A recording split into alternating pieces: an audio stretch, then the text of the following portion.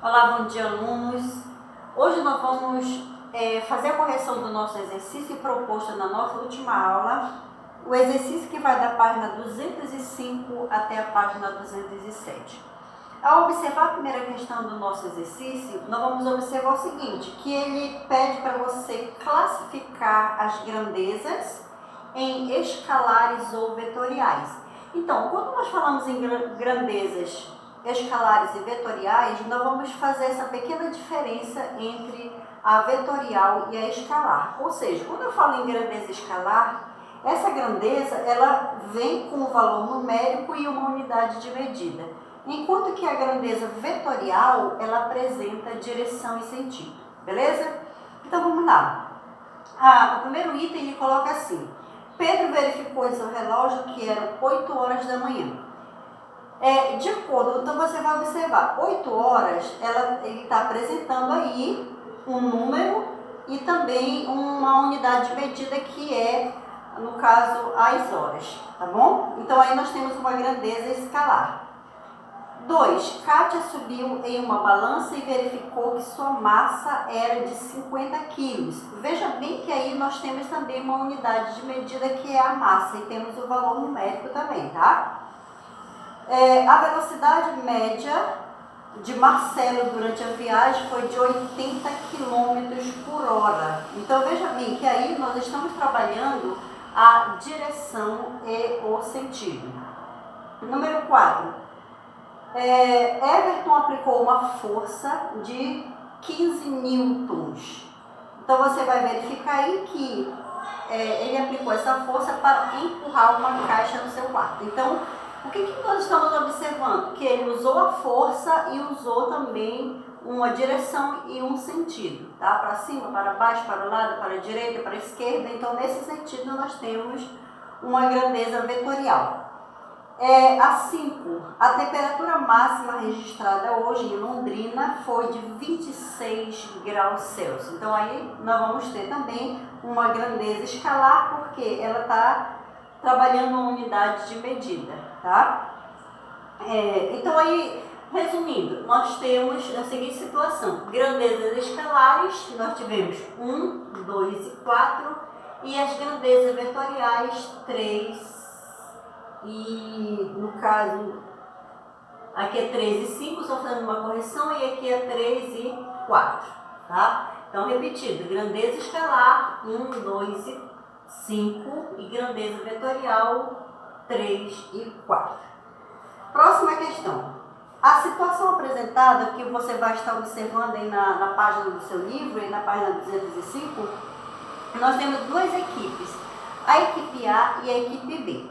Veja bem que nessa brincadeira do cabo de guerra, nós vamos observar que as duas equipes elas estão executando uma força, sendo que cada equipe tem uma força diferente. Então, nós vamos observar o seguinte: a equipe A, se você somar aí a força das 3 pessoas, que o exercício lhe dá 198, 102 e 100. Então, se você somar, você vai encontrar 400, que foi a força aplicada pela equipe A. A equipe B, somando a força das 3 pessoas aí, você vai encontrar 493. Ok? Então, no item A, ele pede para você determinar a intensidade, a direção e o sentido da força resultante. Então, nós vamos observar o seguinte: quem venceu foi a equipe B. Por que foi a equipe B? Porque se você veja bem que a força aplicada, a maior força aplicada foi da equipe B. Então, você pega a força da equipe B menos a força da equipe A, você vai chegar à conclusão de 93 newtons, ok? A direção horizontal, no sentido para a direita, que foi exatamente para onde a equipe B estava executando essa força. E a letra B pergunta: qual das duas equipes ganhará a brincadeira? Então, nós já fizemos o cálculo e nós chegamos à conclusão que foi a equipe B com 93, a força de 93 newtons, tá? Questão de número 3. Aqui nós estamos trabalhando as 3 leis de Newton, tá? A primeira lei, a segunda lei e a terceira lei. No exercício, ele pede para você fazer essa associação de acordo com cada item que ele apresenta, tá bom? Então, nós vamos ter aqui, no primeiro item, primeira lei de Newton. A primeira lei de Newton, ela está relacionada só verificando que temos algumas características aqui do lado, tá? Então, ele coloca assim. A primeira lei de Newton, ela vai estar relacionada, Érica estava dentro de um ônibus em movimento quando esse freou bruscamente e arremessou Érica para frente. Então, lembra que quando nós falamos na primeira lei de Newton, ele dizia o seguinte, resumidamente, né, ele diz assim que um corpo ele tem que estar em repouso ou em movimento, se nenhuma força for atribuída a ele tende a ficar em repouso ou em movimento, tá? Por exemplo, se um corpo está em um determinado lugar, a gente vai observar assim, que se nenhuma força for aplicada sobre ele vai continuar naquele mesmo lugar. Uma bola, se você arremessar essa bola, se nenhuma força for aplicada sobre ela vai continuar em movimento, tá? Essa é a primeira lei de Newton. A segunda lei de Newton, ela resume na seguinte situação, que a massa, ou seja, a força, ela é proporcional à massa. Então, nessa situação, nós vamos relacionar com, veja bem, a segunda lei de Newton, também conhecida como princípio fundamental da dinâmica, mostra que a força resultante sobre um corpo é resultado da multiplicação da massa do corpo pela aceleração, tá? E por último, nós temos a terceira lei de Newton, que diz toda ação tem uma reação. Logo, um jogador de tênis bate a bola, veja bem. Então, podemos dizer que a raquete exerce uma força na bola de tênis, assim como a bola também exerce uma força sobre a raquete, tá? Então, a terceira lei de Newton, toda ação tem uma reação. Exercício 4. Assim, só resumindo aí, nós tivemos 1C, 2A e 3B, tá? A questão de número 4. Observe a ilustração a seguir. Aí você vai observar aí 2 pessoas fazendo um lanche, né? E a colocação é a seguinte. O que Rodrigo deve fazer para que a maçã chegue a Catarina? Então, automaticamente, você vai observar que ele tem que exercer uma força sobre essa maçã, ou seja, empurrar essa maçã para que ela chegue até a Catarina, tá? Deixa eu ver o que mais. Letra B. Qual a lei de Newton mais se relaciona com a resposta anterior? Então, nós vamos ver que é a segunda lei de Newton, porque a força aplicada sobre a maçã, levando em consideração também o fator gravidade, né? Então ele tem que, a força que ele for aplicar tem que ser proporcional à massa da maçã, tá? Letra C. Sabendo que a maçã tem 100 gramas, qual é a intensidade da força que Rodrigo precisa aplicar na fruta para que ela adquira uma aceleração de 4 metros por segundo ao quadrado? Para fazer esse cálculo, nós vamos fazer a seguinte situação. Nós vamos observar aqui, eu já coloquei para você. Então, nós temos aqui a maçã, o peso dela é 100 gramas. A aceleração, 4 metros por segundo ao quadrado. Nós queremos saber qual é a força. Então, o que eu vou fazer? Eu vou transformar essa grama para quilo, tá? Eu peguei o 100, dividi por 1000, encontrei 0,1, que é o peso da maçã, tá?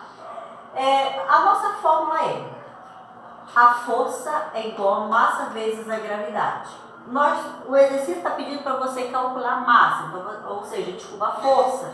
Então, você vai ter força é igual a massa multiplicado pela aceleração, tá? Então, nós temos aqui a massa vezes a aceleração, você vai chegar a 0,4 newtons. Próxima questão. Exercício 5. Você vai estar observando aí a imagem que aparece para você na página 207. Pede para você analisar como verdadeiro ou falso as questões. Então, no momento em que os participantes de canoagem remam, a água não aplica nenhuma força nos remos. Veja bem, não aplica nenhuma força sobre o remo. Então, essa questão aí, ela está falsa. Quando ele coloca que não aplica nenhuma força sobre os remos, tá? Então, quando nós vamos perceber assim, que quando eles remam, a água ela aplica uma força nos remos, sim, tá? Então, quando ele faz aquele movimento de puxar a água, então é aplicada uma força sobre os remos. Então é falsa a questão. Quando os participantes de canoagem remam, eles aplicam uma força na água, de acordo com a terceira lei de Newton. Então, tá verdadeiro. Os participantes não precisam remar em sentido contrário ao que eles desejam deslocar.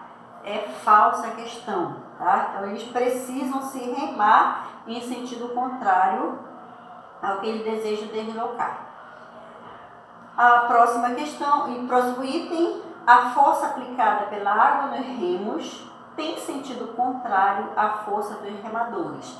E por isso eles precisam remar em sentido contrário. Verdadeiro. E por último nós temos as forças de atração, ou seja, de ação e reação, ocorrem aos pares com a mesma intensidade. Verdadeiro. Questão 6.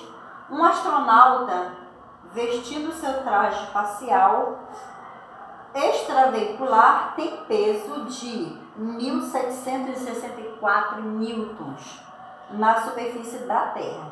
Em uma missão na superfície da Lua, o astronauta relatou estar se sentindo mais leve. Veja bem, isso na superfície da Lua, tá? Explique por que o astronauta teve esta sensação. Então, nós vamos perceber que na Lua a gravidade ela é muito menor que a gravidade da Terra, ou seja, praticamente nula, né? É muito menor mesmo em relação à gravidade da Terra. Letra B, sabendo que a aceleração da gravidade na Terra é de 9,8 e que na Lua é 1,6. Determine a massa do astronauta e sua roupa. Então, nós vamos observar o seguinte. O que nós vamos fazer? Nós temos aí o peso na Terra, que é 1.764 newtons.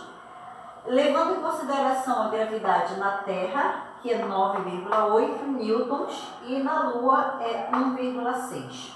Tá? Isso aí. O que nós vamos fazer? Então, nós temos o peso é igual a massa vezes a gravidade.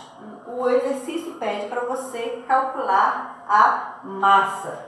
Então, você vai pegar, jogar na fórmula peso dividido pela gravidade.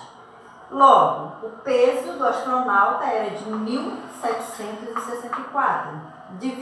Isso aí na Terra. Então, dividido por 9,8, você vai chegar no peso de 180 quilos, que foi o peso do astronauta. Ok? Então, aqui foi a nossa correção do nosso exercício. Espero que vocês possam ter acompanhado.